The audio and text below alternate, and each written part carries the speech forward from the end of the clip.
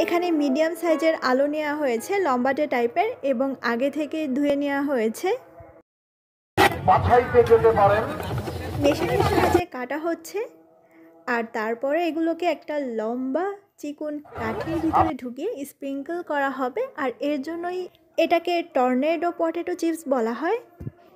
এরপরে সরাসরি deep fry করা হচ্ছে। ভাজতে বেশ কিছুটা সময় লেগেছে। খাওয়ার জন্য আমাকে লম্বা লাইন ধরে দাঁড়িয়ে থাকতে হয়েছিল। আচ্ছা, এটা কিন্তু ঘরেও তৈরি করা যায় মেশিন ছাড়াও। আপনাদেরকে সেই রেসিপিটা ইনশাল্লাহ কোনো একদিন দেখাবো। একদম কঠিন কিছুই না, খুব সহজ। আর ভাজার পরে এভাবে করে উপরে উঠিয়ে রাখা হচ্ছিল, যার কারণে আমার মনে হয় গরমভাবে এগুলো নরম হয়ে গেছে। কেননা যে প্রসেসে এগুলো ভাজা হচ্ছিল আমি ভেবেছিলাম এটা চিপসের মতোই মচমচে হবে খেতে, কিন্তু যখন খাচ্ছিলাম আমার কাছে খুব একটা ভালো লাগেনি।